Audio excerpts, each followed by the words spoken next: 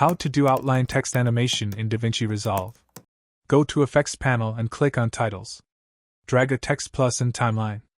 Select it and open up Inspector panel. Type some text and change the text styles. From Shading tab, click on the second element, which is for adding an outline, and enable it. Change the color to a color like your text.